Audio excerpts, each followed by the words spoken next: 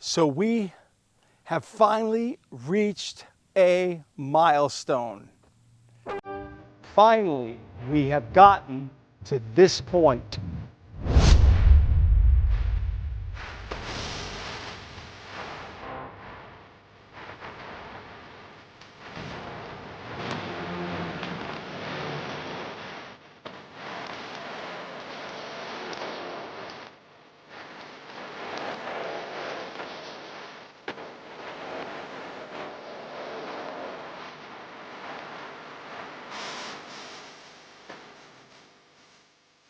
Okay, we've made it.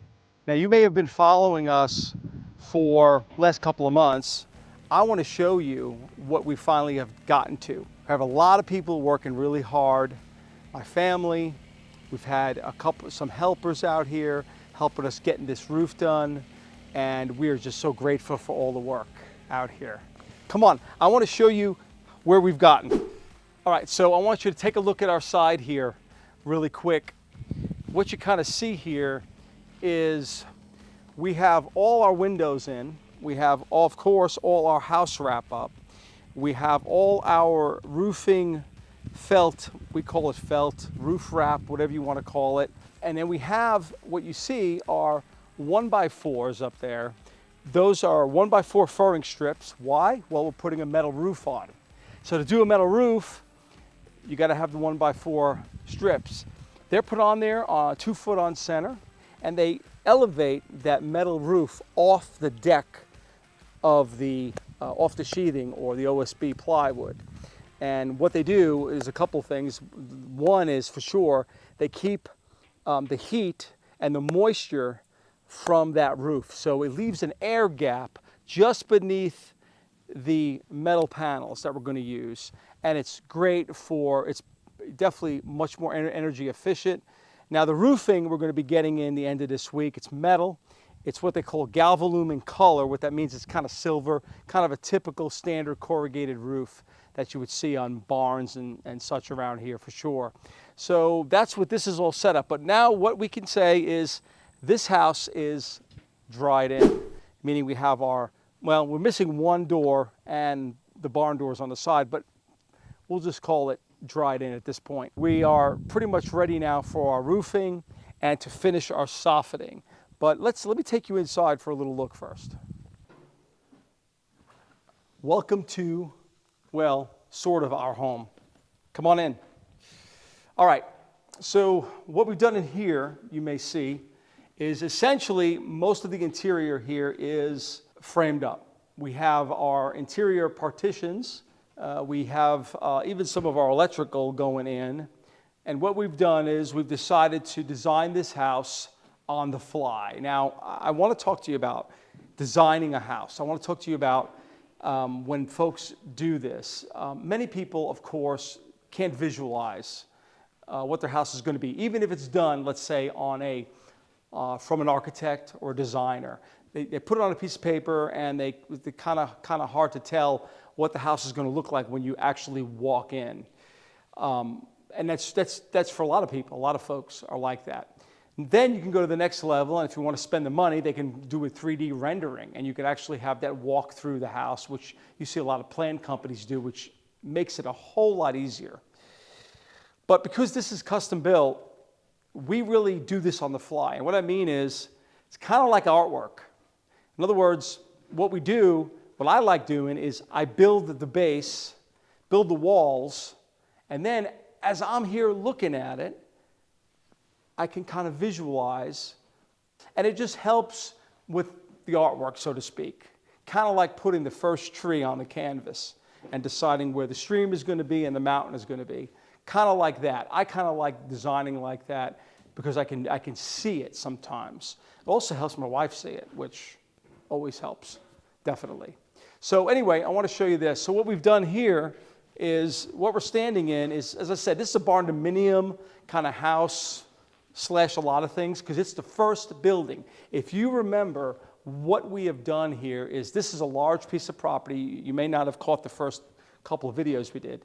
This is a large piece of property in southern Tennessee, and the reality is it's huge, and we have a lot to take care of. But we had really no buildings at all on this property whatsoever. So when you want to move, you need a multiple amount of buildings. You got equipment, you have maybe a wood shop you need to live here. So what do you build? Well, a barn of this style and this way is exactly what you do, because then you can have multi-use. Now, that doesn't mean we're going to always live in here, but maybe in the future we'll Airbnb it, or maybe we will use it for our community that we're planning to develop here. So it really is hard to say, but we kind of take it one step at a time as we go forward. So right now, what we decided as we started building this is that what we're standing in is kind of the dining room area. This is kind of the dining room space. It's also a large open space. We have this section here in the middle that's kind of open. And it's open so we can have a lot of folks come over and we can entertain a little more. We also, just to show you how serious we are about entertaining, we went out and we bought a commercial fridge. This is a commercial counter fridge. Got it for a great deal. Facebook Marketplace, I gotta tell you what, that is amazing if you're patient. So we bought this, works great. It's like a $5,000 fridge. If I told you what we got it for, it's amazing. And we are thrilled to have it. It's for entertaining, right? So we're planning on having some folks over, some families over. And to do that, refrigerator space is always at a premium, plus counter space. So for now, it's sitting here. We may move it in the back. But what we're standing in right now is essentially a gathering place, a place that basically where we can have a large table, right? We can maybe have some chairs over here. Here's our front door. That's the last real door we're waiting on. We're going to be putting in. So we're going to be picking that up with our flooring coming up as well. This is a large door. It's 8 feet tall, and it's the one we're getting is all walnut. It's a double door, and it opens up. And we've left obviously some of the wrap on here to keep some of the elements out. So we can't wait to put that in. That'll be probably in a couple of weeks we'll get that in. That's a big bill, a big cost, but there's a great place here locally. So they're fantastic with their pricing. It's quite amazing what we're going to get this door for. So anyway, I want to show you this here. So over here's our living room. Still have a little water coming in, but not much. This is our living room area. And again, we did a partition wall here. Now, you got to have some foresight, right, when you're doing this. There's things that you can look at and say, well, they're very premature. You know, like, what are you looking at this for? What are you looking at, for example, appliances? Why are you looking at these sorts of things right at this moment? You don't even have countertops, Jim. You don't even have cabinets. But I'm going to show you why you do in a minute, particularly because when it comes to electrical, right? A great example is right here. So we're going to have a stove, a wood stove. We're not having a fireplace. We're going to have a wood stove here.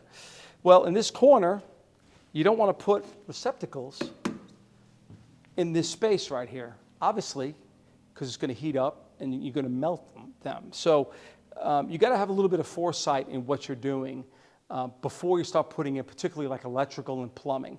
Let me show you on the kitchen side.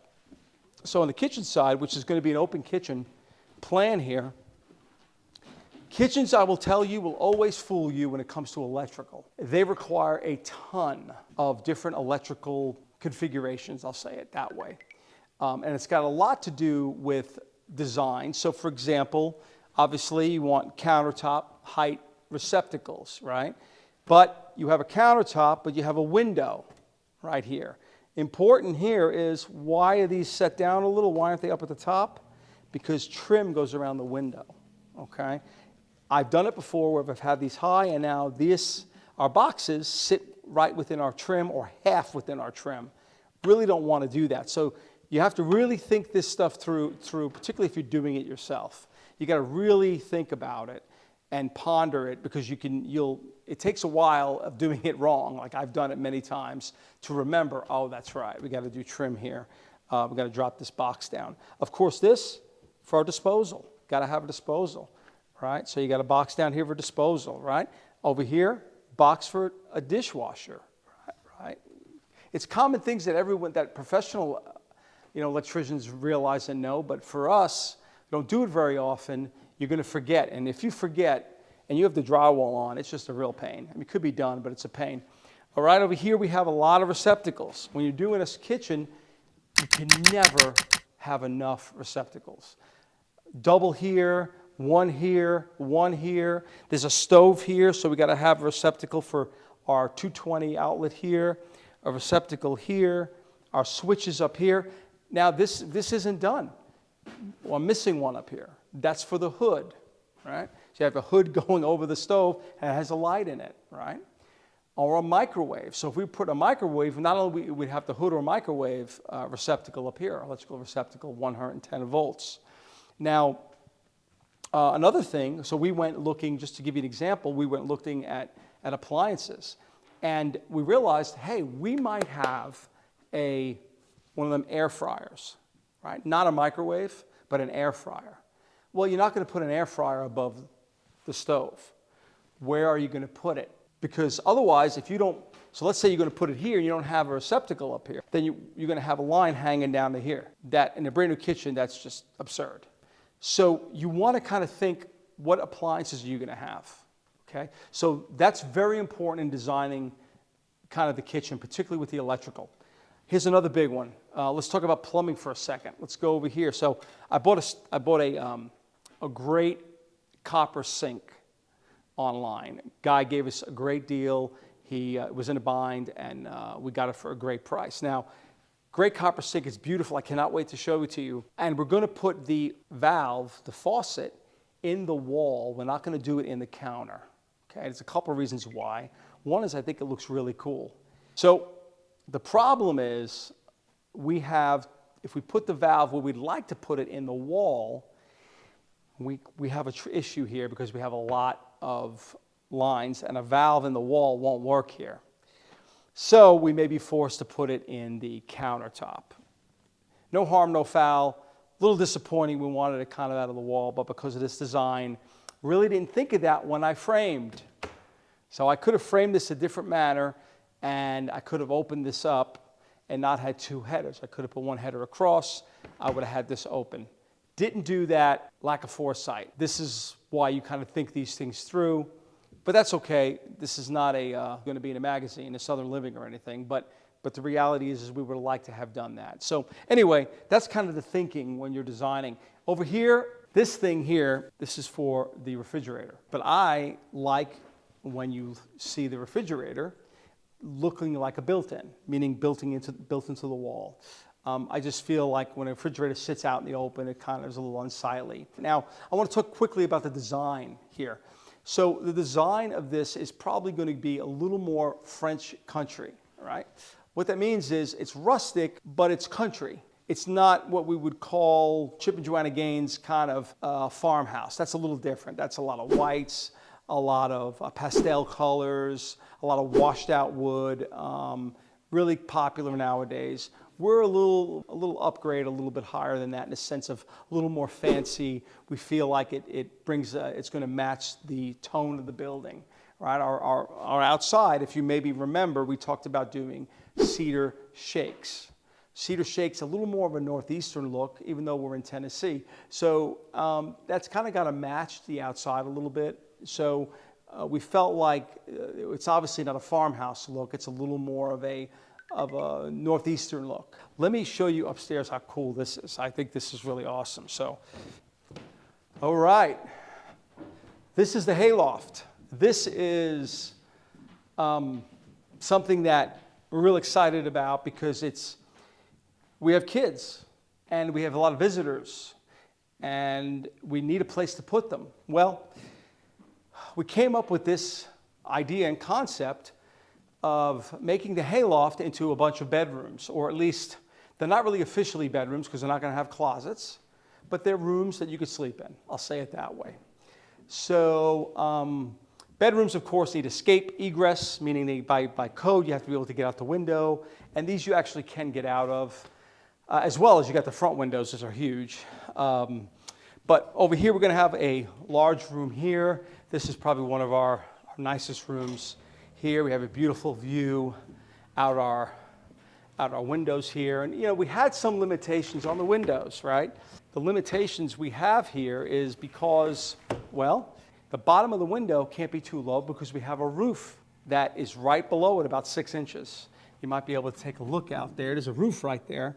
And depending upon how big these are, we could have made the windows taller a bit, kind of would have looked funny, but we couldn't have gone a whole lot lower. So we tried to accommodate a lot of this by, making it somewhat, make it light up here, make it feel airy. Now this has got 9-foot ceilings, which is great. And we're going to have a bedroom here. This is going to be a bedroom right here. We're going to have another bedroom here.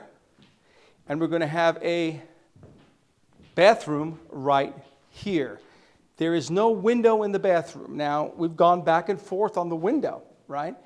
Because if you put a window here, that means your shower or tub and the surround can't be one of those pre-molded surrounds. Now, you may say, well, why not? Why don't you just put tile and tile it?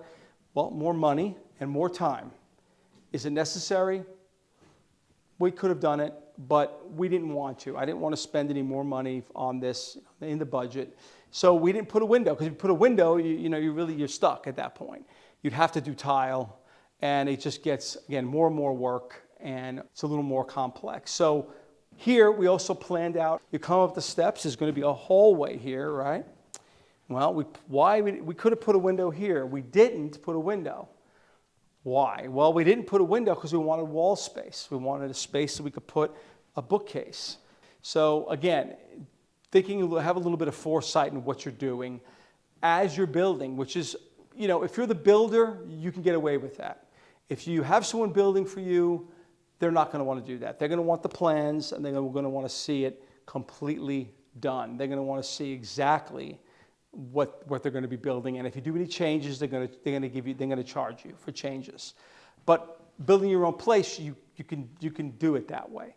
Now, it does also affect your budget. If you're a person who loves to know the exact number, well, don't build a house then. Go buy a house that's already built, because if you want the exact number, even if you hire a contractor, it's not going to work. It's not going to happen. You're not going to know the exact number. And let me just tell you the reason why. It's as simple as this. This OSB plywood, when I started, was $10 a sheet. It is $20 today. It's only 3 months later. It doubled in price in 3 months.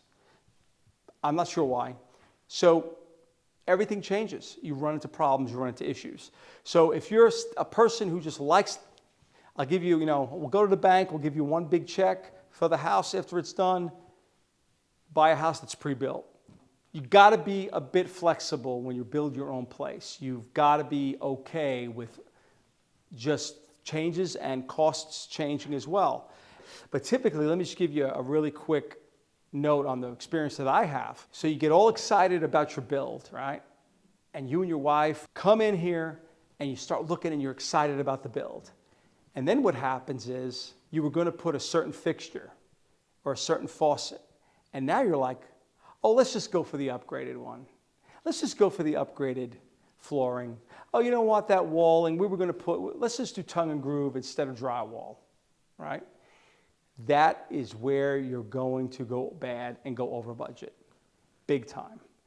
That's how it happens. The emotions come in. It's kind of like a car. You go out and you're looking at the cars on the lot and you see the XLT Ford F-150. You're like, that's great. And then they show you the Platinum. And you're like, man, that leather. Man, that giant screen in the middle as opposed to the little screen. Man, I think if I let go of it, it steers me out of the ditch. But that'd be really cool to have. Well, that's where we go wrong. It's the upgrades. Same thing with building a house. So I don't want to beat that to death, but just be very cautious when you're building, particularly if you're really working on a tight budget. Now, I want to talk about what we got coming up. What's next? All right, so we're going to frame all this, right? We're going to frame all these rooms in. So we obviously have no framing up here, so we got to do our material takeoff.